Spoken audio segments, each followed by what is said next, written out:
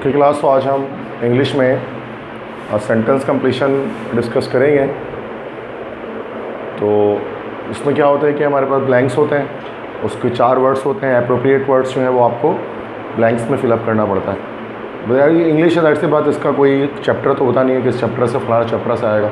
तो बचपन से जो इंग्लिश मीडियम स्कूल में आप इंग्लिश पढ़ते आए हैं उसी को इस्तेमाल करना है, ठीक है। अब जिसने जितनी अच्छी पढ़ी उसके उतने अच्छे answer. This is called English.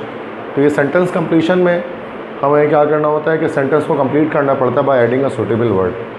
अब वो सेंटेंस कंप्लीशन हमारे पास 2 तरह से हो सकती है, मतलब वो ग्रामर बेस्ड भी हो सकती है।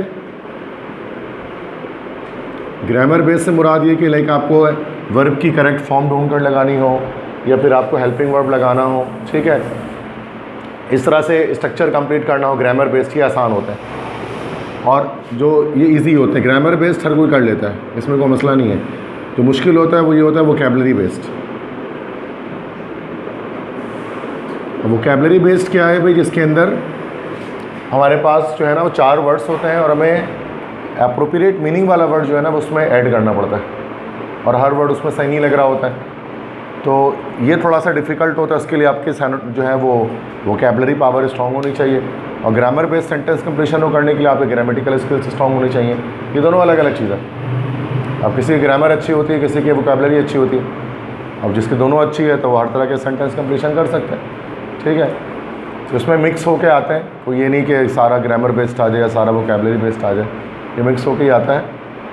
तो फर्स्ट MCQs है, IDPs are dash deprived of the basic necessities of life. IDPs किसे कहता है? IDP पता नहीं। IDP का क्या मतलब होता है? होगा कुछ।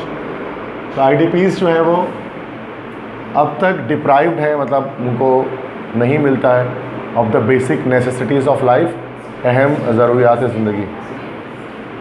तो जैसे कि यहाँ पर आप देख सकते हैं स्टिल डिप्राइव्ड ऑफ द, मतलब अब भी या अब तक, स्टिल यूज़ करें। अच्छा, तो हाँ येट भी हो सकता था, आप कह रहे हैं सर येट भी तो हो सकता है, बट ये डिफरेंस है कि स्टिल जो है वो हम पॉजिटिव सेंटेंस के लिए इस्तेमाल करते हैं और येट जो है वो हम नेगेटिव सेंटेंसेस के लिए या फिर इंटरोगेटिव सेंटेंसेस के लिए यूज़ करते हैं। तो IDPs are not yet deprived of, मतलब इस तरह से हम कह सकते हैं। तो स्टिल जो है ना वो हमेशा पॉजिटिव सेंस, येट का मतलब ये अब तक होता है या अब भी होता है, लेकिन ये नेगेटिव और इंटरोगेटिव सेंटेंसेस में यूज़ किया जाता है।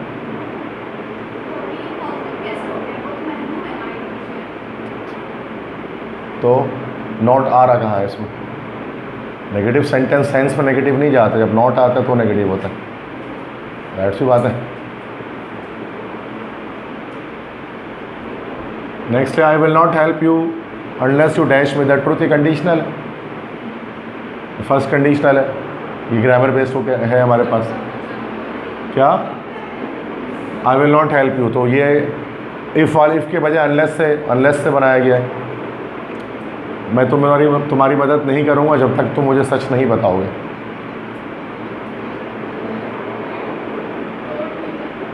हाँ, कंडीशनल भूल चुके हैं ना आप, इसका मतलब लाइट से बात हो तो बताएं ना प्रेजेंट सिंपल। ये आएगा ना unless you tell me the truth, this should be tell me. अब अगर यहाँ फ्यूचर इंडेफिनिट आ गया, ये हमारा रिजल्ट का क्लॉज है, तो कंडीशन का जो क्लॉज होता है वो प्रेजेंट सिंपल में बनता है as per the rule of first conditional sentence. और इफ़ की जगह अनलेस आ गया, अनलेस मतलब जब तक ऐसा नहीं होगा, मतलब जब तक तुम मुझे सच नहीं बताओगे। तो यहाँ unless you do not tell me the truth ये नहीं होगा, क्योंकि अनलेस खुद एक नेगेटिव वर्ड है, तो अनलेस के साथ डायरेक्ट पॉजिटिव लगता है, लेकिन सेंस नेगेटिव जाएगा इसका, कि जब तक तुम मुझे सच नहीं बताओगे, इसका मतलब ये होता है unless you tell me the truth. सही है। नेक्स्ट है the dictionary needs to be dash to incorporate new entries. ये वोकैबुलरी बेस्ड है, अब ये डिफ़िकल्ट है। यस, रिव्यूड, रिन्यूड, रिवाइज्ड या रेक्टिफाइड। रिन्यू,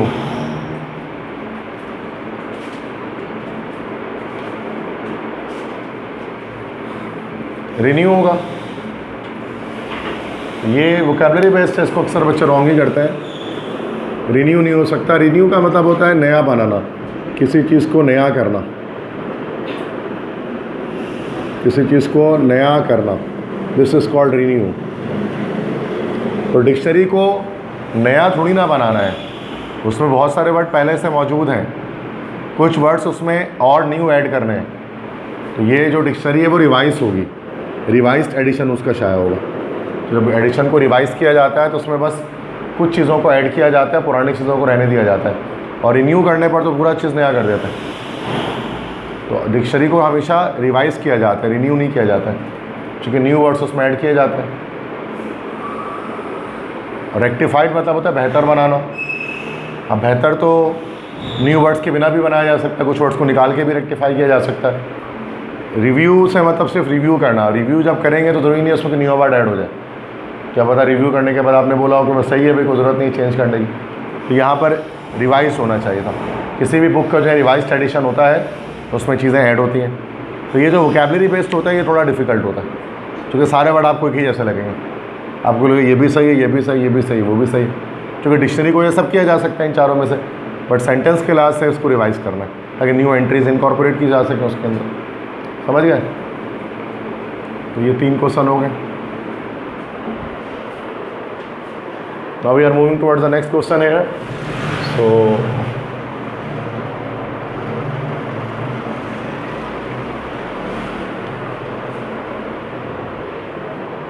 next question है I love chocolates dash my brother does not. Conjunction है, yes भी आसान है। I love chocolates but my brother does not. मुझे तो चॉकलेट्स पसंद है लेकिन मेरे भाई को नहीं है। यहाँ बट हो गया, सही है। नेक्स्ट है the quest dash happiness is inevitably constant and dynamic. Quest मतलब तलाश, जस्तजू। खुशी की जस्तजू जो है ना वो मुस्तकिल है और मुतहरिक है।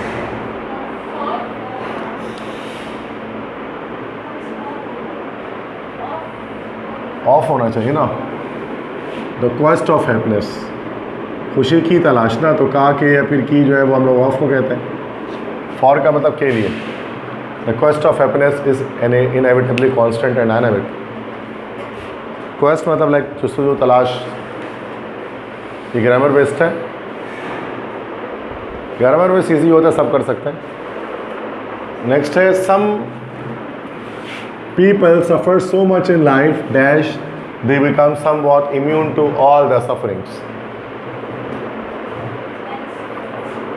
Some people suffer so much in life dash they become somewhat immune to all the sufferings. अब इसमें क्या लगेगा? Hence but so that.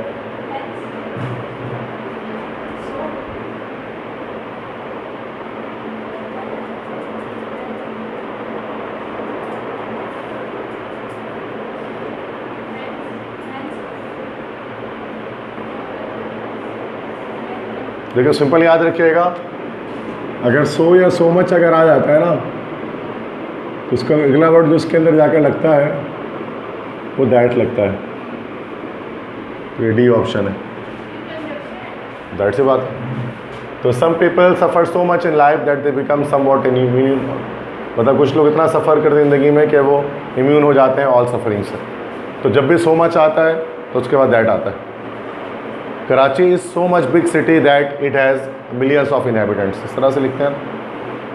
तो ये सिंपल कॉम्बिनेशन एक है, कॉम्बिनेशन याद रखा करें किस वर्ड के साथ कौन सा वर्ड आता है। नेक्स्ट है the sentence I wish I had prepared for the test indicates dash.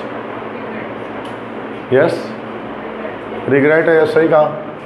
तो ये रिग्रेट है ना कि मेरी ख्वाहिश है काश के मैं तैयारी कर लेता। तो रिग्रेट है, अफसोस किया जा रहा है इसके अंदर। आई विश करके जब बोलता तो रिग्रेट करते हैं, अफसोस करते हैं माजी में किसी एक्शन के बारे में। सही है। नेक्स्ट है because it strengthens heart and lungs aerobic exercise is dash N important factor in preventing heart disease. क्योंकि ये दिल को और फेफड़ों को मजबूत करती है, इसलिए एरोबिक एक्सरसाइजेज जो है ना उसको एक बेहतर, एक अहम फैक्टर समझा जाता है दिल की बीमारियों से बचाव के लिए।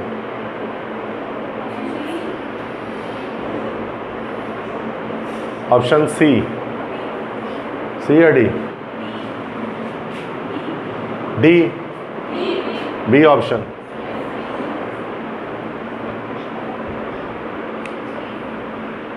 देखो सिंपल सा कॉन्सेप्ट है, सिंपल सी कहानी है, बच्चों को भी पता होता है 1-2 क्लास के, जो आप गलत कर रहे हैं। इस जब आ गया ना ये, अब ये जब इस आ गया तो उसका कतई मतलब ये हो गया कि उसके बाद ज़िंदगी में कभी भी वर्ब की फर्स्ट फॉर्म आ ही नहीं सकती। क़यामत आ जाएगी लेकिन फर्स्ट फॉर्म नहीं आएगी इज़ एमर के बाद।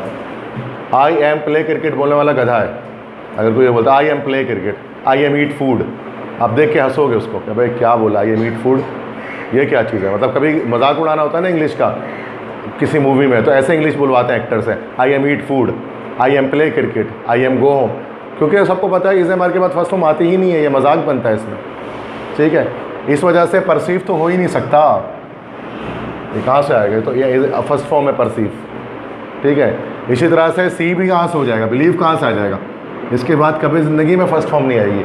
जो आ सकती है वो क्या आ सकती है, या तो वर्ब की थर्ड फॉर्म आ सकती है पैसिव बनने के लिए, या फिर कोई नाउन या एडजेक्टिव आ सकता है, इस तरह की चीज़ें आ सकती हैं अगर हमें सिंपल सेंटेंस बनाना हो, जैसे I am a teacher, he is a good teacher, या फिर a mango is eaten by me, मतलब इस तरह से हो सकता है, ठीक है।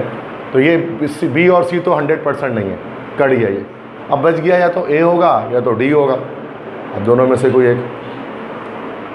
परसीव अच्छा believe to be an important factor, ये डी ऑप्शन इसमें, ये पैसिव बना हुआ है, सही है। इस बार सिंपल कॉमन मिस्टेक तो ना करें ना, अभी हमारे के साथ आप फर्स्ट फॉर्म लगाओगे तो कोई भी हंसेगा आपकी बातों पे, कभी ज़िंदगी में नहीं लगाना, वरना लोग पहले फुर्सत में भागेंगे आपके पास से, इसको इंग्लिश आती ही नहीं है, ठीक है। इज़ एम आर के बाद नहीं लगाए फर्स्ट फॉर्म, कभी ज़िंदगी में नहीं लगाए, और इस तरह का गलती नहीं पकड़ोगे तो फिर किस तरह गलती पकड़ोगे आप। तो ये तो बहुत आसान सवाल है कि ग्रामर बेस्ड है, वोकैबुलरी बेस में तो फंस जाओगे आप लोग फिर, ये तो कोई भी कर लेगा सही, तो इसमें एग्जैक्ट वो वर्ड लग ही नहीं सकता, मीनिंग ही नहीं दे रहा कोई, तो 100% वो नहीं है। कभी कभार तो चारों मीनिंग दे रहे होते हैं, वहाँ फंसता है बच्चा। जब अब जाहिर से मीनिंग दे ही नहीं रहा एक वर्ड, तो ऐसे ही कट गया, एलिमिनेट करते जाओ तो करेक्ट आंसर तक ऐसे तुम पहुँच जाओगे, इसमें कौन सी बड़ी बात है। नेक्स्ट क्वेश्चन देखें। Since there was a transport strike many students could not dash the test. अब ये भी आसान है बट गलती करते हैं बच्चे इसके अंदर। यस, अपेयर,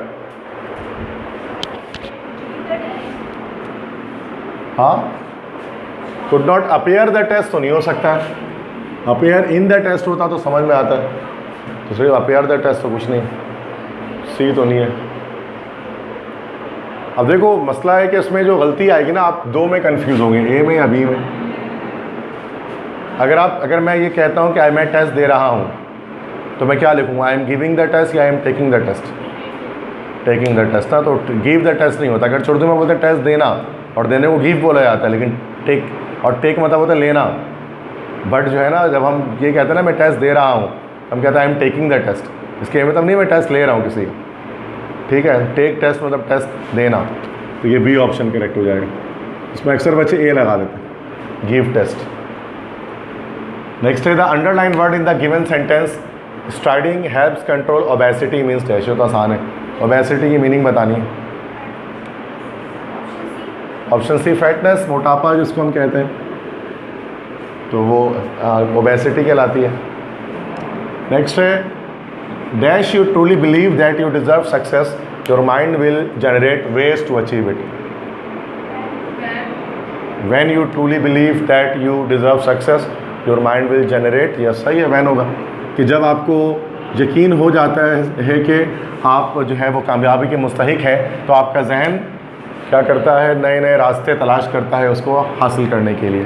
नेक्स्ट है the decision dash until next week.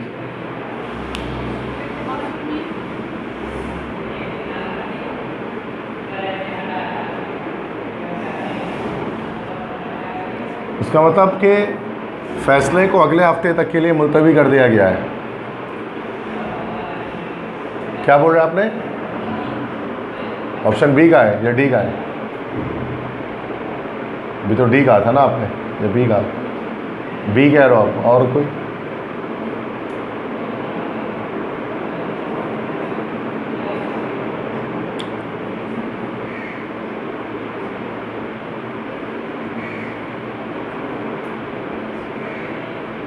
Common sense is not very common these days.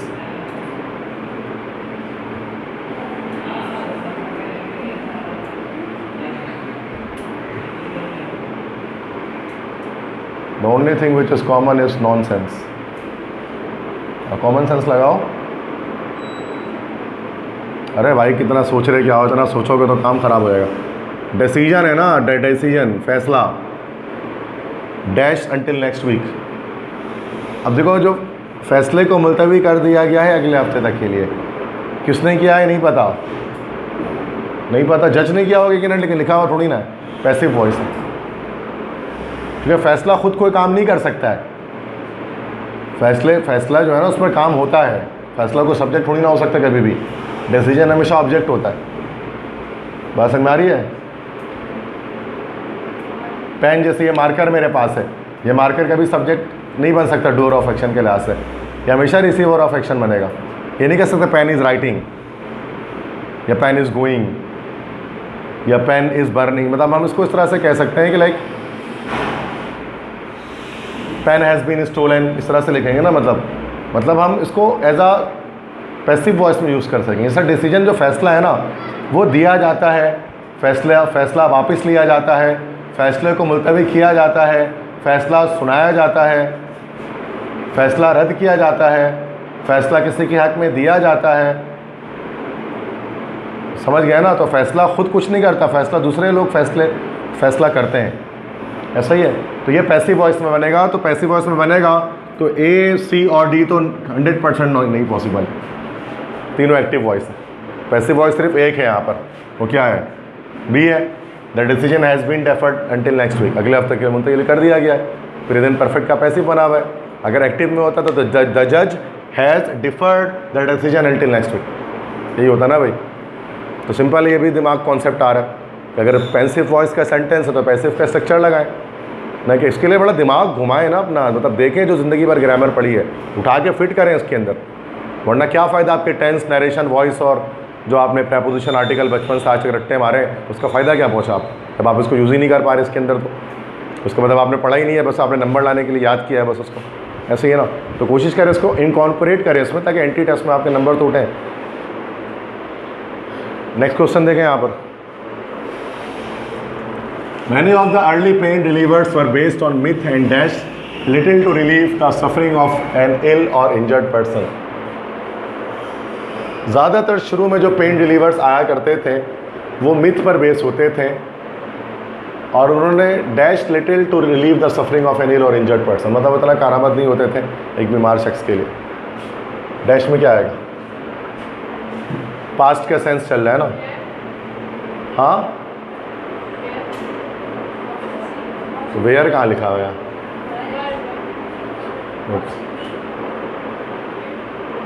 Option D,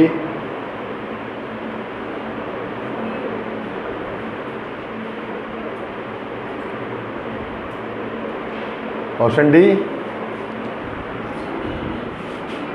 D के बी, कौन सा ऑप्शन हुआ करेक्ट? डिड या done? Done.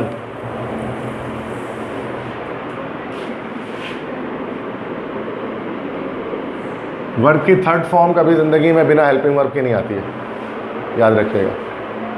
And had done little होता तो समझ में भी आती है बात, हैव डन होता तो समझ में भी आती है बात। डू तो हो नहीं सकता था चूँकि पूरे शुरू में पास्ट का सेंस चल रहा है। तो many of the pain early pain delivers और based on myth and were little to relieve the suffering, कोई सेंस ही नहीं बन रहा। बी ऑप्शन है, डिड लिटिल, और उन्होंने बहुत कम ऐसा काम किया जिससे रिलीव किया सफरिंग। सेकंड फॉर्म लगी है डिड, पास्ट इंडेफिनिट टेंस ही चल रहा है हमारा। तो डिड जो है वो आ सकता है बिना किसी हेल्पिंग वर्ब के, पास्ट इंडेफिनिट टेंस के केस में। और ये डिड या वर्ब की सेकंड फॉर्म है। आप बोलोगे सर ये तो उसके बाद तो ये तो हेल्पिंग वर्ब है या हेल्पिंग वर्ब नहीं है, डू की सेकंड फॉर्म डिड है ये, समझ गए? डू डिड डन, ये वो वाला डिड है ये, समझ गए? जैसे आई डिड दिस वर्क, मैंने ये काम किया, ये वाला डिड है। क्लियर है? समझ में आ रही बात? ठीक है, नेक्स्ट क्वेश्चन देखें। Despite the fact that I finish the paper early, the examiner made me dash in the hall till the and.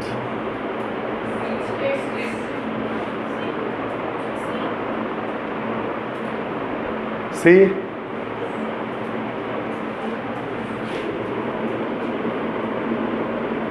Positive verb पढ़ा है कभी? पॉजिटिव वर्ब पढ़ा है कभी? कौन कौन से होते हैं? लेट होता है, मेक होता है, हैव होता है, गेट होता है। इनको हम लोग कहते हैं पॉजिटिव वर्ब्स। जब किसी से कोई काम करवाया जाता है तो ये इस्तेमाल करते हैं ना। जैसे मैंने अपने जूते पॉलिश करवाए, ठीक है, मैंने उससे अपने कमरे की सफाई करवाई, मैंने अपने बाल कटवाए, ये कहलाता है पॉजिटिव वर्ब। अंग्रेज़ी भी तो बोलेंगे ना, जब वो पाकिस्तानी ऐसा बोल रहा है तो मैंने जूते पॉलिश कराए, तो अंग्रेज़ी भी बोल सकते हैं मैंने जूते पॉलिश कराए। लेकिन अब उसको अंग्रेज़ी में कैसे ट्रांसफ़र करेंगे, ट्रांसलेट करेंगे? उसके लिए पॉजिटिव वर्ब ईजाद किया अंग्रेज़ों ने, पॉजिटिव वर्ब। अब ये लेट, मेक, हैव, गेट, ये सुना होगा आपने। अब अगर मुझे कहना है कि भाई मतलब मैंने उसे या मैंने उससे कमरे की सफाई करवाई, ठीक है, तो करवाई, तो I made her clean the room. I made her clean the room नहीं सुना कभी? डोंट मेक मी लाफ, मुझे मत हंसाओ। डोंट मेक हर वीप, उसे मत रुलाओ। तो है ना ऐसे मेक मी, तो इस तरह I made her clean the room मतलब मैंने उससे कमरे की सफाई कराई। तो ये जो है ना, ये मेड जो है ये पॉजिटिव वर्ब है, और ये क्लीन जो है ना वर्ब की फर्स्ट फॉर्म में जो आएगी इसके बाद। तो the examiner made me stay in the hall till the and, मतलब उसने मुझे खड़ा इंतज़ार करवाया हॉल में आखिर में, एग्जामिनर ने। यही है ना, राइट सी बात है, यही लगेगी। स्ट्रक्चर है ये तो, पॉजिटिव स्ट्रक्चर कहते हैं उसको। नहीं पढ़ा है कभी स्ट्रक्चर से? नहीं, लेट मी गो, मुझे जाने दो, लेट हिम वीप, उसे रोने दो, नहीं सुना कभी ऐसा जुमला? सुना होगा, वो पता नहीं है कि ये इसको ये बोलता है। इतना अंग्रेज़ी तो सुनते ही हैं यार दुनिया भर में कहीं ना कहीं, तो वो पता नहीं होता ये है क्या, सेंस बन जाता है, लेकिन हम ये नहीं जानते कि ग्रामर में क्या चीज़ है ये। ऐसी है ना भाई। नेक्स्ट है the match is about to end indicates dash, match ख़त्म होने वाला है, इसका क्या मतलब है? प्रेजेंट स्टेट है, प्रेजेंट मोमेंट है, रिमोट फ्यूचर है, नियर फ्यूचर है। प्रेजेंट मोमेंट खास है, नियर फ्यूचर बता रही है, करीब ही मैच ख़त्म होने वाला है। जब मैं बोलता मैच ख़त्म होने वाला तो ख़त्म थोड़ी ना हुआ है, प्रेजेंट स्टेट थोड़ी ना है, मैच ख़त्म होने वाला है, नियर फ्यूचर है। रिमोट फ्यूचर जो वो फार फ्यूचर है, दूर है। ये अबाउट टू बोलते हैं ना, he is about to come, वो आने वाला है, मतलब जल्दी आने वाला है, अभी हाथ थोड़ी ना किया, आने वाला है, 5 मिनट में आ जाएगा। Next the sentence I am convince that it is his fault can be replaced by dash, मतलब I am convince that it is his fault, इसको हम किस जुमले से रिप्लेस कर सकते हैं?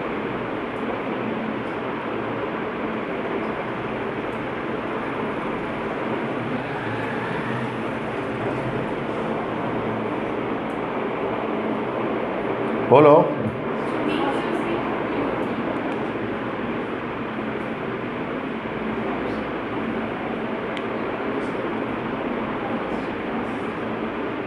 I am convince that it is his fault, इसका क्या मतलब है? इसकी जगह हम और क्या जुमला बोल सकते हैं? तो क्या लिखा वैसे उनमें? उसने कन्विंस कर लिया, क्या मतलब है? वो कॉन्फेस्ड होता है भाई, क्या कर रहे हो तुम, उल्टा पुल्टा वर्ड घुमा रहे हो। कॉन्फेस्ड होता है, कॉन्फेशन। ये कन्विंस है, मतलब मैं राज़ी हो गया हूँ, मैं हामी, मैं समझ चुका हूँ, मैं कन्विंस हो चुका हूँ। वो कन्विंस है, ये वो कॉन्फेस होता है, मतलब उसकी गलती है, ये मैंने मान ली है, उसकी गलती है, इसमें मैं कन्विंस हो चुका हूँ, सहमत हो चुका हूँ, मतलब ये है। तो क्या होना चाहिए इसका?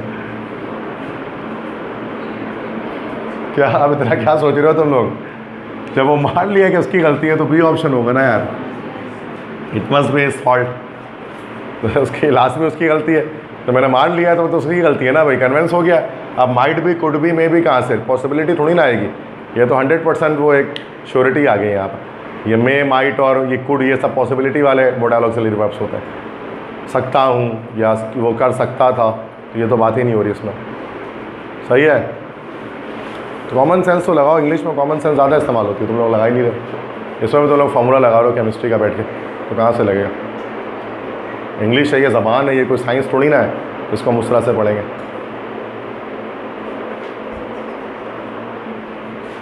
नेक्स्ट क्वेश्चन देखें। The success of any organisation depends on team work, unless the team members work in dash with each other the organisation can not prosper. यह वोकैबुलरी बेस्ड है।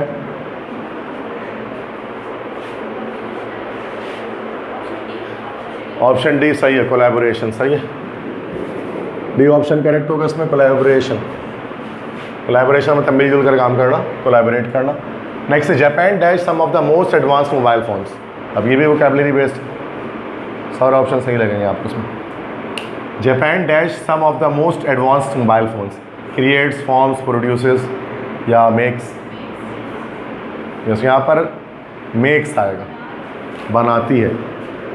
क्रिएट्स नहीं आएगा, क्रिएट तो तख्लीक करना, किसी चीज़ को पैदा करना, और वो एक अलग चीज़ है। नथिंग से कोई चीज़ को फॉर्म करना, जैसे पेंटिंग को क्रिएट किया जाता है, वो है ही नहीं दुनिया में, उसको क्रिएट कर रहे हैं। तो लेकिन मोबाइल फ़ोन क्रिएट नहीं करते हैं, वो उसको बनाते हैं मुख्तलिफ चीज़ों को जोड़कर। फॉर्म्स भी नहीं हो सकता, ठीक है। Next, the education policy of a country should aim at dash the standard of education. एक मुल्क की एजुकेशन पॉलिसी है, उसका ये एम होना चाहिए कि वो बढ़ाए मेयार तालीम को। यस, ऑप्शन बी हो जाएगा, एलिवेटिंग। एलिमिनेटिंग तो हो ही नहीं सकता, नेगेटिव वर्ड है, ख़त्म कर देना। और एलिविएटिंग भी एक नेगेटिव वर्ड है, इसका मतलब है किसी चीज़ को कम करना। एलिविएटिंग, दर्द को कम करना, इसको हम एलिविएट कहते हैं। एग्रेवेट मतलब जज्बात को भड़काना, जज्बात को बढ़ाना। तो जज्बात को बढ़ाना है, उभारना है, तो उसके लिए एग्रेवेट यूज़ करते हैं। यहाँ पर तो जज्बात की बात ही नहीं कर रहे हैं, यहाँ तो मेयार तालीम को बुलंद करने की बात कर रहे हैं। तो एलिवेशन से निकला एलिवेट, बोला एलिवेटर, सुना होगा ये वर्ड्स आपने। नेक्स्ट है, when she dash the document more closely she discovered many gaps in it. ये भी वोकैबुलरी बेस्ड है। यस,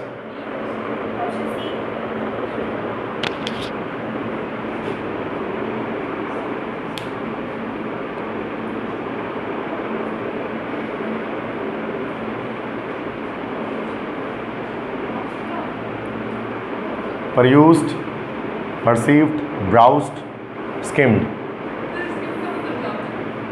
skimmed जो है ना, जैसे कि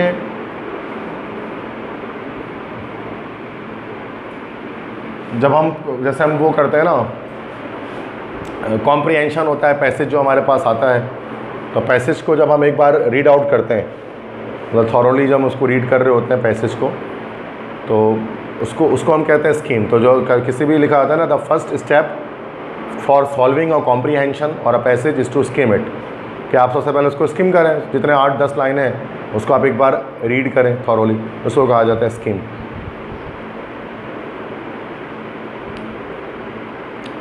तो क्या लिखा है उसने कि जब उसने डैश किया डॉक्यूमेंट को ज़्यादा करीब से, तो उसने देखा, उसने दरियाफ्त किया कि उसमें तो बहुत सारे गैप्स हैं। गैप्स मुराद उसमें बहुत सारी गैप्स हो, किसी भी तरह के गैप्स हो सकते हैं, लैप्सेस हो सकते हैं शायद।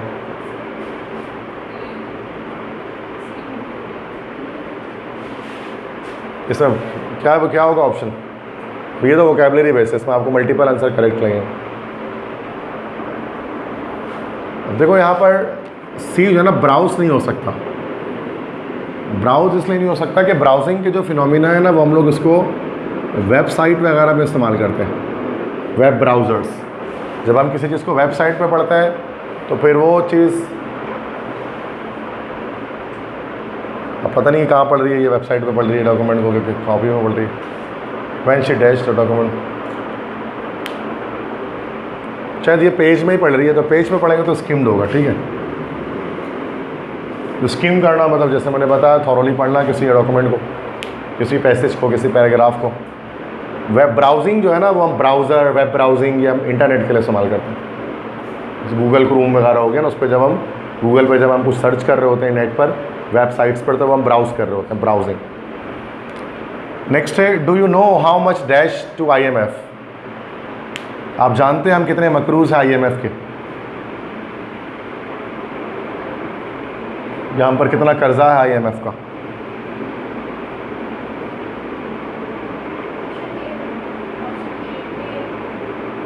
गलत जवाब B, how much do we owe to IMF। आपने हेल्पिंग वर्ब तो लगाया ही नहीं है। कितना हम IMF के मकरूज़ हैं, do we owe first form है वर्ब की, तो हेल्पिंग वर्ब तो आएगा ना। इंटरोगेटिव सेंटेंस है, there must be helping verb in present simple sense. तो do you know how much do we owe to IMF? जैसे how much do you like this book, how much you like this book थोड़ी ना बोलते हैं, do लाजमी लगाते हैं। How much sugar do you like इस तरह बोलते हैं ना, how much sugar you like ऐसा थोड़ी ना बोलते हैं। मतलब आप एक जुमला और दिमाग में बनाया करें, इस तरह से देखा करें कि इसी की जगह दूसरा जुमला कैसे बोला जाता है अंग्रेज़ी में, आपको समझ में आ जाएगा यार गलती चल रही। मतलब सारे रूल्स तो मुझे भी याद नहीं रहते, मैं भी तो यही करता हूँ, दिमाग में दूसरा जुमला ढूंढ लेता हूँ, अब वो मैं उससे फिट कर देता हूँ, उठा के लग जाता है ठग से। अब सारे रूल किसको है दुनिया में, किसी को याद नहीं होंगे इतने रूल, 10,000 से ऊपर रूल है इंग्लिश ग्रामर में, कितने याद करोगे? तो बेहतर है कि आप उसको अपने प्रैक्टिस वाले सेंटेंस में कनेक्ट करो, फिर देखो क्या सही आ रहा है क्या नहीं। और यही आसान तरीका, पूरा पाकिस्तान ऐसे ही करता है और आप भी ऐसे ही करोगे। रूल याद नहीं हो सकते हैं तो आसान सी बात है। तो ये तो हो गया। नेक्स्ट क्वेश्चन है, those who are too rigid should not dash any administrative post as they refuse to be convinced by any logical argument। Rigid मतलब होता है सख्त, जो अपना इरादा तब्दील ना करें, रिजिड। वो शख्स जो बहुत ज़्यादा रिजिड हो उनको नहीं देना चाहिए कोई एडमिनिस्ट्रेटिव पोस्ट, क्योंकि वो कभी भी कन्विंस नहीं हो किसी लॉजिकल आर्गूमेंट से। मतलब एक बार वो फैसला कर लेंगे तो वो उनको उस फैसले से हटाया नहीं जा सकेगा। तो ऐसे लोगों को एडमिनिस्ट्रेटिव पोस्ट देनी नहीं चाहिए।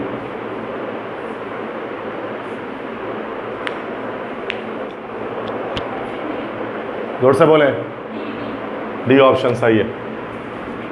Should not be assign, passive voice है ये, उनको नहीं असाइन करना चाहिए कोई एडमिनिस्ट्रेटिव पोस्ट। ठीक है। नेक्स्ट है the sentence I wish I had become aware of their evil intentions at the right time indicates दैश। Yes, regret है, इसमें भी रिग्रेट ही कर रहे हैं ना कि काश मुझे पता होता उनके जो है वो इविल इंटेंशन सही वक्त पर।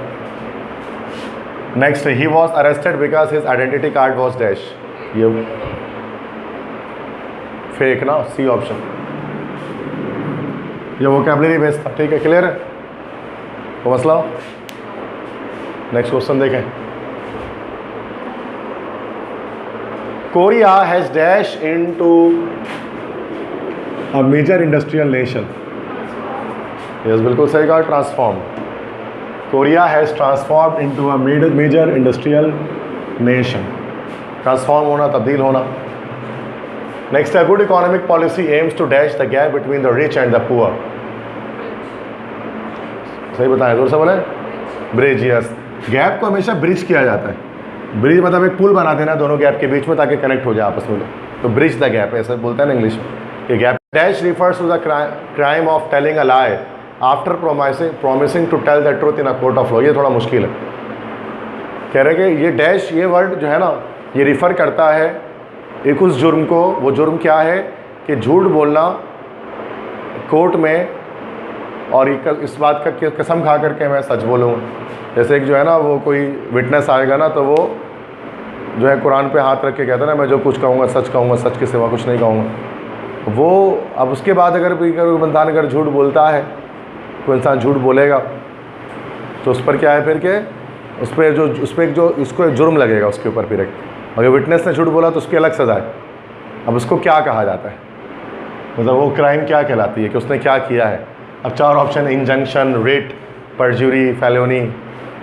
तो ये अब ये सुना नहीं होगा ना वर्ड, ऐसे पहली बार सुन रहे आपने, बस ये पता है कि ऐसा होता तो है, लेकिन ये क्या वर्ड है ये देखना है। ठीक है,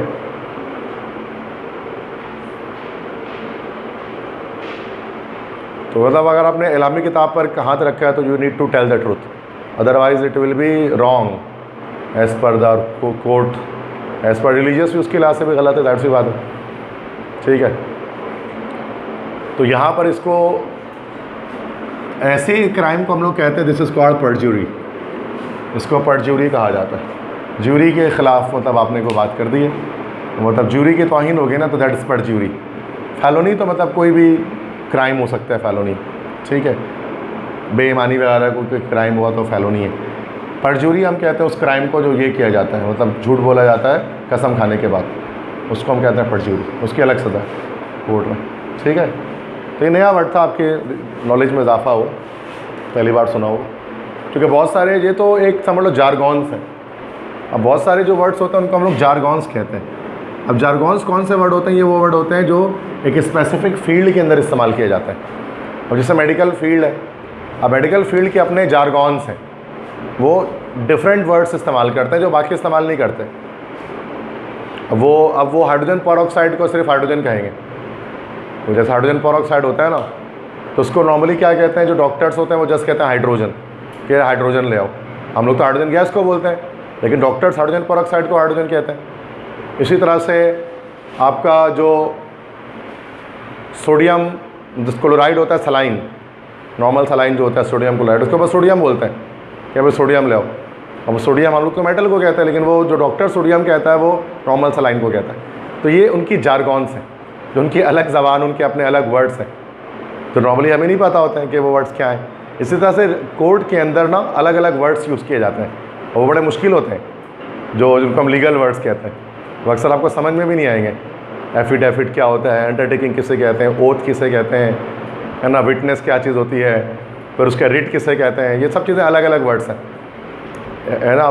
तो वो क्या चीज़ें होती हैं, आर्टिकल क्या होता है, पीनल कोड क्या होता है, ये चीज़ें उस वक्त जो लॉयर बन रहे होते हैं बस उन्हीं को पता होता है, जिन्होंने LLB की होती है 5 साल की, बस वही जानते हैं। अदरवाइज़ आप और हम नहीं जान सकते उसको, तो वो पढ़ाई ही अलग है, हमने उसको पढ़ा ही नहीं है। इनको जारगॉन्स कहते हैं। तो ये मुश्किल वर्ड्स होते हैं ना, जैसे कि अब ये आ गया तो आपको तो पता ही नहीं था, हमें भी नहीं पता था। जब हम गूगल करेंगे तो पता लगेगा अच्छा इसकी ये भी नहीं है, तो परजुरी कहा जाता है उसको। आते नहीं ऐसे, इतने ऐसे मैं बता रहा हूँ, ये टफ वर्ड्स होते हैं, जारगॉन्स होते हैं, ठीक है। ये जो उस फील्ड में रहता है वही जान सकता है, अदरवाइज़ नहीं जान सकता। सही बात है ना भाई। अब इससे हज़ारों वर्ड है जो लैब कोर्ट के अंदर जो आपको नहीं पता होंगे। कभी देखा है ना कोर्ट के, कभी सिविल ऑर्डर, आप कभी आपके घर पे कोई आया हो, कोर्ट का कोई ऑर्डर अगर आपके घर पर रखा है तो उसकी इंग्लिश ही समझ में नहीं आएगी आपको। अजीब व गरीब इंग्लिश लिखी होती है उसके अंदर, बहुत ख़तरनाक किस्म की इंग्लिश लिखी होती है, पता नहीं, मतलब ट्रांसलेट करवाना पड़ता है। बताओ मकसद क्या है इस बात का, जो कोर्ट वगैरह से कागज़ आता है। हाँ वो है, या मतलब PhD से मराद जिन्होंने लॉयर की पढ़ाई पढ़ी है। मेन इंग्लिश आने से कुछ नहीं होता, उससे बड़े फंकारिंग वाली इंग्लिश आती है, लेकिन वो भी नहीं कर सकते। जैसे अंग्रेज़ एक अमेरिका में जो रहता है ना, वो भी उसको नहीं पढ़ सकता है। उर्दू में आप नहीं पढ़ सकोगे, अगर वही वाली जो कोर्ट का ऑर्डर उर्दू में लिख दिया जाए ना, तो वो भी आपको समझ में नहीं आने वाला। उसकी वर्ड्स ही अलग है ना, इंग्लिश में समझ में आएगा ना उर्दू में समझ में आएगा। कभी पढ़ा होगा आपने, FIR वगैरह जो लिखते हैं वो कहाँ समझ में आता है, वो जो क्या लिखा है अजीब सी उर्दू होती है, तो वर्ड्स ही अलग हैं उसके सारे, मुबैना और ये सारे वर्ड है ना, इस तरह के। तो ये जारगॉन कहलाते हैं। ठीक है, आगे बढ़ते हैं। He is fed up dash his colleagues non-serious attitude, but unfortunately because of their political affiliation he cannot take any action against them.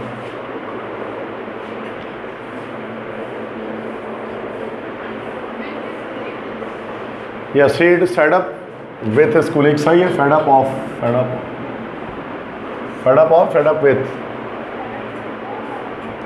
Something होता है ना, फेड अप विथ तो नहीं होता, सही ऑफ होना चाहिए, fed up of his colleagues.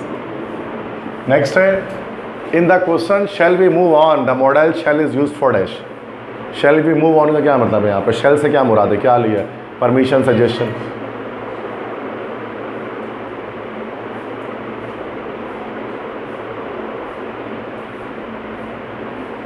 Intention prediction तो नहीं है, परमिशन है कि सजेशन है? सजेशन है ना। ये परमिशन होता तो मे वी मूव ऑन, मे या कैन यूज़ करते हैं। अब शेल यूज़ किया गया तो ये सजेशन है।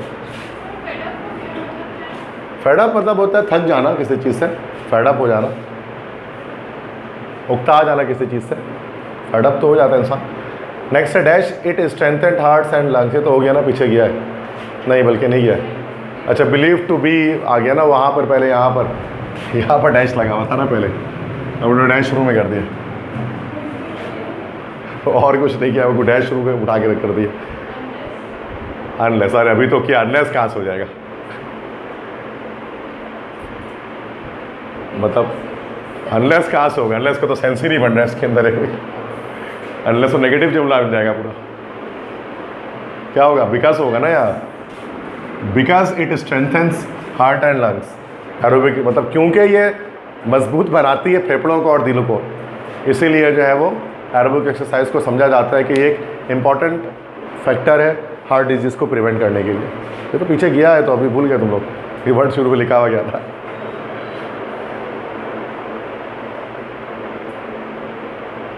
नेक्स्ट करते हैं, sorry, dash a hub of Pakistan's economy and home to the major port city of Karachi, the province of Sindh alone produces around 65% of the total revenue of Pakistan.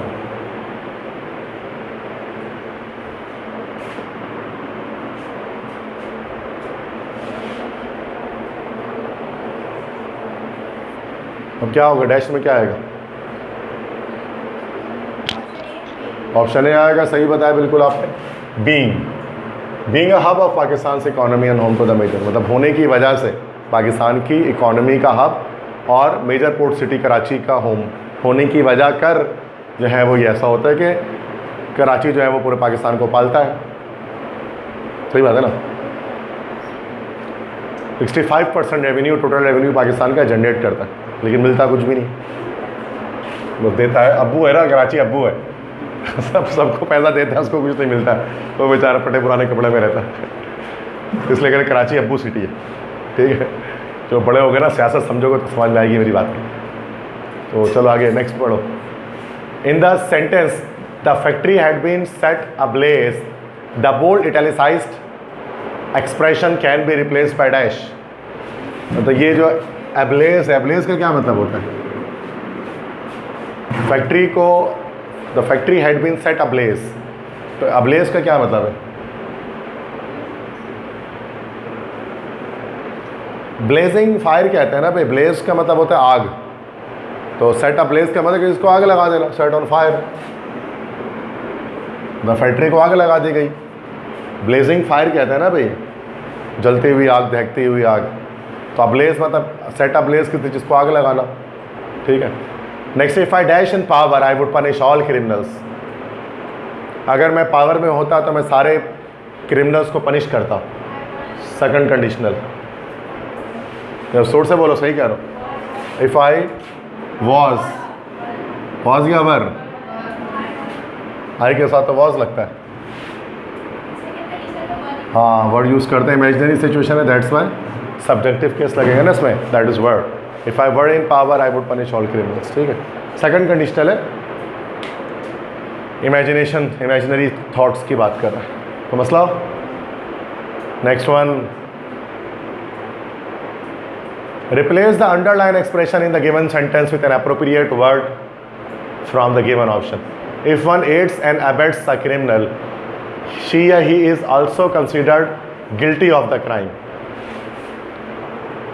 Guilty of the crime, अगर कोई शख्स मदद करता है किसी मुजरिम की जुर्म करने में, तो उसको क्या, उसको भी समझा जाता है डैश। अब गिल्टी ऑफ क्राइम है, मतलब क्राइम पार्टनर, मतलब कह लो ना। अब क्राइम पार्टनर तो एक वो वर्ड है जो नॉर्मली हम लोग यूज़ करते हैं डेली लाइफ में। इसका असल वर्ड क्या है? क्राइम पार्टनर को हम क्या कहते हैं? हाँ, रुथलेस तो नहीं होगा। रुथलेस का मतलब होता है जालिम। सस्पिशियस भी नहीं होगा। सस्पिशियस का मतलब होता है जिस पर शक हो, जिस पर शक हो। तो भाई जब वो मदद कर दिया तो शक थोड़ी ना किया जाएगा उसके ऊपर, वो तो कह रहा था। तो बचेगा क्या फिर? कौन सा? गलत जवाब ये भी जो बचा वही आंसर सही है, कॉम्प्लिस। उल्टा पुल्टा बस बोलो तो। एकॉम्प्लिस क्या था? एकॉम्प्लिस वो शख्स होता है जो क्राइम पार्टनर होता है, जो किसी की मदद करता है जुर्म का इर्तिकाब करने में, एकॉम्प्लिस। और एकॉम्प्लिस जो होता है ना वो भी मुजरिम होता है, मतलब जुर्म करने वाला उसमें मदद करने वाला दोनों मुजरिम है। एकॉम्प्लिस ये वर्ड का आया था, ये भी वही वर्ड है जो आपका कोर्ट में इस्तेमाल किया जाता है, इसलिए आपको नहीं पता है। एकॉम्प्लिस कहते हैं ये वर्ड, वैसे कॉमन वर्ड है, ये इतना कोई मुश्किल वर्ड नहीं है। जो मतलब जो एकम्पनी करता है किसी को, एकम्पनी से निकला है, साथ देना किसी का, एकम्पनी करना, तो एकम्प्लिस वहाँ से निकल गया। ऐसे बनाओ, दिमाग से बनाओ उसको। Next, I wish I dash abolish quota system and introduce open merit policy in the country. हैं, मेरी ख्वाहिश है कि मैं कर सकता अबॉलिश। कोड होगा भाई, इफ आई कुड। सब सभी बोल दोगे तो बच्चे का थोड़ी ना कुछ। सभी सही लग रहा है, कैन, में, फिल। तुम लोगों को न्यूयॉर्क में पैदा होना चाहिए था, तो शायद थोड़ा बहुत एम डी कट के इंग्लिश कर लेते। कराची में पैदा होकर गलती हो गई कुछ भी बोल दे रहे हो। या आई wish I could do this बोलते हैं ना, wish I could do that, I wish I could do. अब कितने अंग्रेज़ लोग बोलते हैं फिल्मों में, ड्रामों में, इतना डायलॉग बोलते हैं, आई wish I could do this. तो आई कैन डू दिस थोड़ी ना बोलते हैं यार। इतने तो ड्रामा वगैरह देखा होगा फिल्में वगैरह कभी ज़िंदगी में, समझ गए। तो विश के साथ आई विश आई कुड डू कहते हैं ना, आई wish I could abolish quota system. मेरी ख्वाहिश है कि मैं कोटा सिस्टम का अबॉलिश कर देता और इंट्रोड्यूस कर देता ओपन मेरिट पॉलिसी पूरे पाकिस्तान में, समझ गए। कोटा सिस्टम से मराद के डिफरेंट प्रोविंसेस को जो डिफरेंट सीट्स दी जाती हैं, वो कोटा, वो छोड़ो, आगे बढ़ो। नेक्स्ट देखो, a news reporter who lost his life during the coverage of the bomb blast in Quetta was the sole earning member of his family.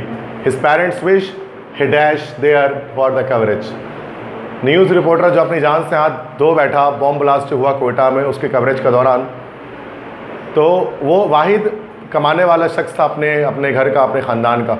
उसके वालिदैन ख्वाहिश करते थे कि काश वो नहीं होता उस कवरेज की जगह पर, उस बॉम्ब ब्लास्ट की जगह पर, या नहीं गया होता। रिग्रेट है, अफसोस है ना। थर्ड कंडीशनल, तो यह सही कह रही मिथन, would not have gone, would not have gone, C option conditional है ना भाई।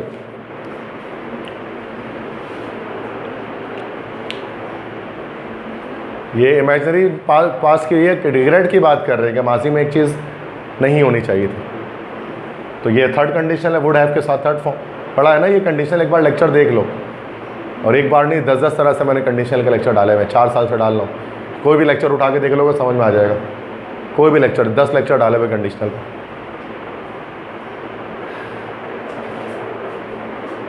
नेक्स्ट है, replace the underline word with an appropriate phrasal verb. Since there was too much noise in the auditorium I could not understand what the teacher explain. क्योंकि बहुत ज़्यादा शोर था auditorium में, मैं नहीं समझ पाया टीचर ने क्या वजाहत की। तो अंडरस्टैंड को क्या एक फ्रेजल वर्ब ढूंढिए। फ्रेजल वर्ब मतलब वर्ब के बाद जो हमारे पास प्रीपोजिशन लगा होता है वो फ्रेजल वर्ब होता है। तो अंडरस्टैंड की जगह क्या यूज़ कर सकते हैं इनमें से? नहीं बेटा, मेक आउट, मेक आउट करना। I made out something, the police made out a very important tip from the investigation. तो समझना, मेड आउट करना। अगर आप मेक आउट कर रहे हैं तो मतलब आप समझ रहे हैं किसी चीज़ को। I made out something in the room. Makeup तो मेकअप करना, अगर तैयार होना, ये तो ये तुम लोगों को नहीं पता तो किसको बताओ। It is impossible to put up dash some people as they are annoying beyond limits. Put up ये भी एक हमारा प्रेपोजिशन है। ये नामुमकिन होता है कुछ लोगों का के साथ रहना, चूँकि वो इतने ज़्यादा अनोइंग होते हैं कि लिमिट से बाहर होते हैं। Put up with, yes, put up with some people. Next, children often become rebellious when parents dash unnecessary restrictions from them.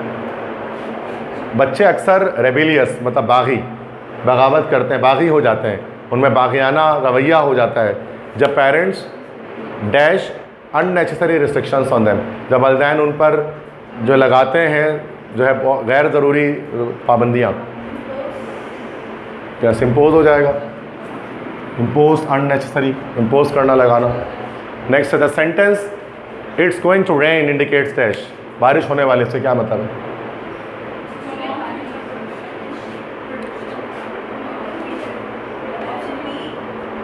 Option B है ना, स्ट्रॉन्ग फ्यूचर प्रेडिक्शन है।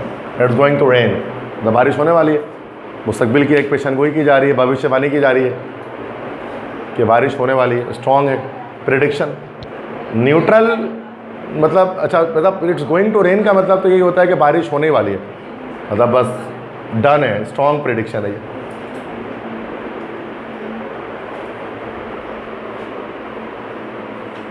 नेक्स्ट है, since it's outbreak in mid-2015, more than 1.5 people dash with Zika virus in Brazil.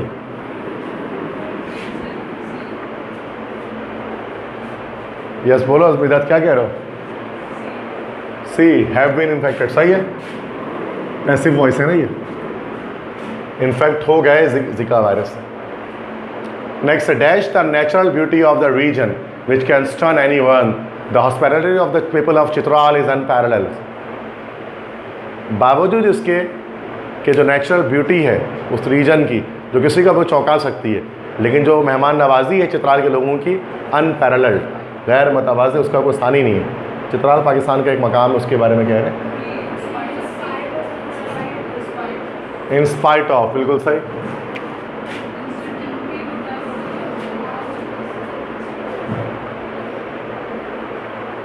मुझे तो नहीं लगता इन spite of होगा मतलब इन स्पाइट ऑफ का मतलब, अच्छा बावजूद का वर्ड आना नहीं चाहिए इसके, मतलब इन स्पाइट आ रहा है तो अगला वर्ड ये क्यों आ रहा है, अगला सेंटेंस बावजूद इसके कि नेचुरल ब्यूटी, मतलब इंस्टीट के बाद तो कोई ऐसा वर्ड है जो बिल्कुल उसका उलट आना चाहिए ना, मतलब बावजूद इसके कि हर तरफ कत्लो गारत हो रही है लेकिन वो लोग बड़े मेहमान नवाज है चित्राल के लोग, तो ये ऐसा तो जुमला ही नहीं है, या तो बात ही अलग अलग कर रहे हैं। क्या होना चाहिए यहाँ पे, बोलो, डी होना चाहिए, अपार्ट ऑफ, इसके साथ साथ, इसके अलावा, मतलब ये तो है ही है, इसके अलावा वहाँ के लोग भी बड़े मेहमान नवाज हैं, तो अपार्ट ऑफ, इसके साथ, इसके अलावा। इंस्पाइट ऑफ का वर्ड सूट ही नहीं करेगा उसमें। स्पाइट ऑफ हम उसको इस्तेमाल करते हैं जब उसका अपोजिट स्टेटमेंट दे रहे होते हैं उसके आगे, बावजूद का वर्ड इसीलिए यूज़ होता है ना। In spite of he is ill and he went to the picnic, इस तरह से हम बोलते हैं। दोनों का इंस्टीड ऑफ, बजाय, स्पाइट ऑफ, बावजूद, एक ही बात है, ज़्यादा फ़र्क तो नहीं है। बावजूद इसके या उसके बरक्स, इसके बजाय, एक ही जैसा है। डिस्पाइट का वर्ड भी इस्तेमाल करते हैं, वो भी यही है।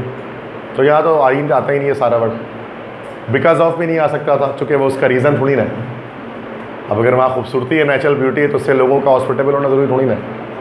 ये होता है कि कॉमन सेंस में चलता है वो ये चीज़, ये सवाल जो छोड़। नेक्स्ट क्वेश्चन देखें,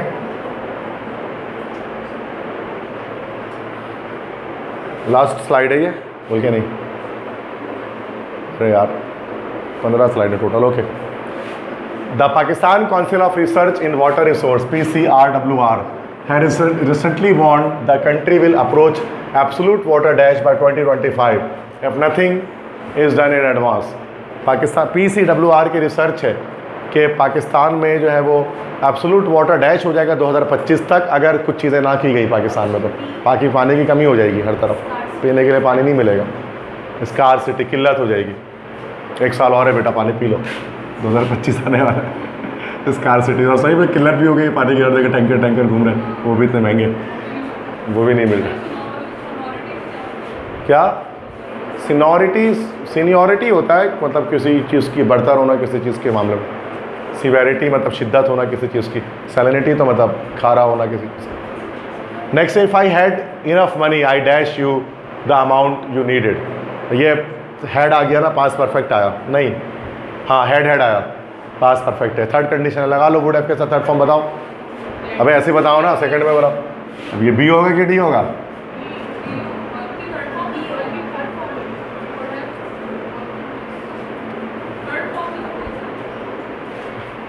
यस डी होगा ना, सही, लैंड फर्स्ट फॉर्म में, बिल्कुल सही। नेक्स्ट है, अब्दुल सत्तार एथी was a great dash who spent his entire life in serving humanity। तो ये तो वोकैबलरी है, ये आसान है ना, पढ़ाया तो था ये वर्ड आपको मैंने, बहुत मशहूर वर्ड है, सुना होगा आपने। Yes, C option, philanthropist, the one who loves human beings. Philanthropist क्या, तो philanthropist the lover of human beings, इंसानों से मोहब्बत करे। तो अब्दुल सत्तार एथी एक अजीम फिलैंथ्रोपिस्ट थे जिन्होंने स्पेंड की अपनी सारी ज़िंदगी इंसानी की खिदमत करने में। लास्ट स्लाइड है, dash the government has announced 5 holidays for Eid, the trains and buses are overcrowded. इसका बताइए।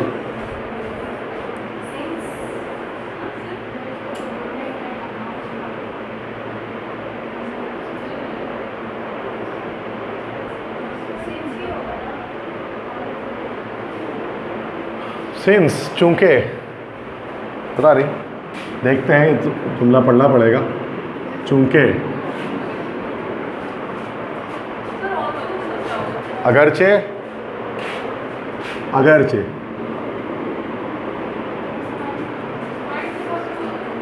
डिस्पाइट तो क्या बावजूद।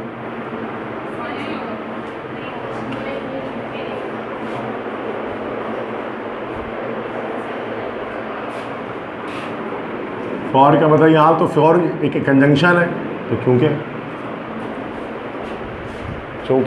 अगरचे बावजूद क्या चीज़ आएगी इसमें पता नहीं, लगा के देखिए तो कॉमन सेंस है, थोड़ा दिमाग लगाओगे पता लग जाए। मतलब कि dash the government has announce 5 holidays for Eid, government ने 5 दिन नहीं ना, देखो क्या चीज़ें कह रहे हैं। अच्छा आप दोनों तरह से ले सकते हैं इसको, यही तो मैं देख रहा हूँ इसको। 5 दिन की छुट्टी दी है तो ट्रेन और बसेस ओवर क्राउडेड है, मतलब ओवर क्राउडेड इसीलिए है कि शायद 5 दिन की छुट्टी दी है, इसलिए ओवर क्राउडेड है ना भाई, कि 5 दिन की छुट्टी दी है। तो डिस्पाइट तो नहीं होगा ना, डिस्पाइट, ऑल्दो, सिंस और फॉर, चूँकि और क्यों, since the government has announced 5 holidays for Eid, या for the government has announced.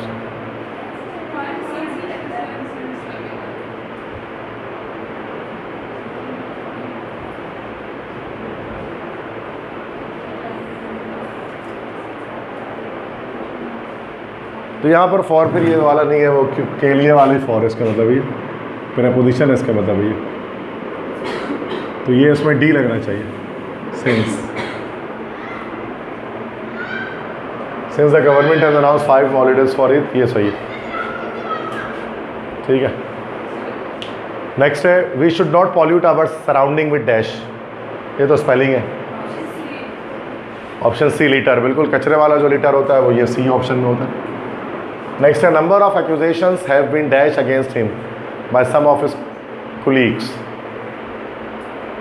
Accusations मतलब इल्ज़ामात, कुछ इल्ज़ामात लगाए गए उसकी कोलीग्स की तरफ से।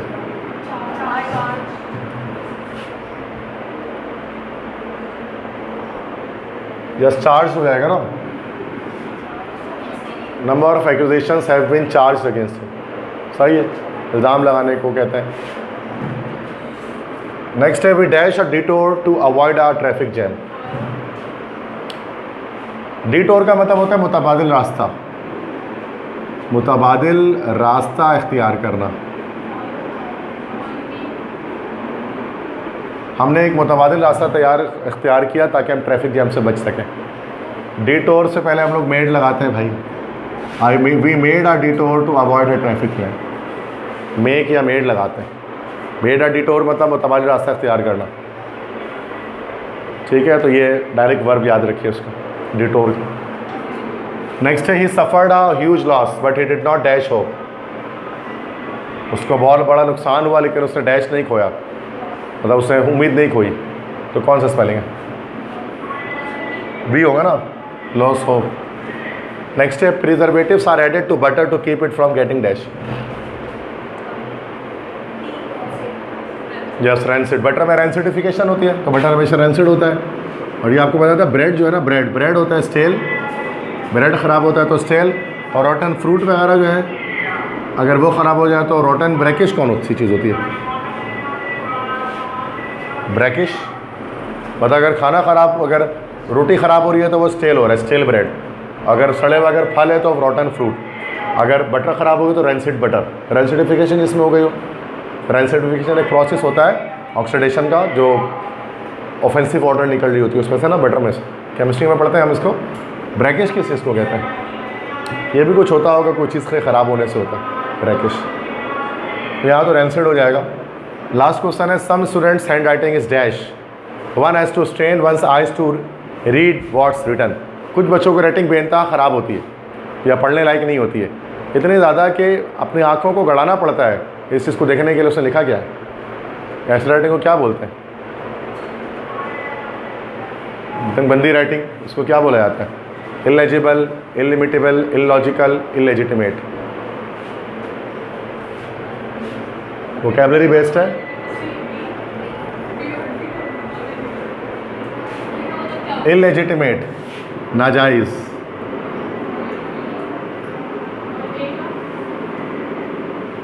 इलॉजिकल गैर मंतकी, बेमंतकी, बेमंतक,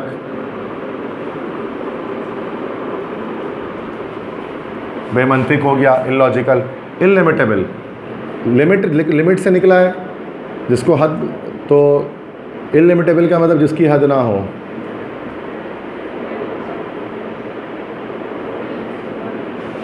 और एक वर्ड होता है इलेजिबल।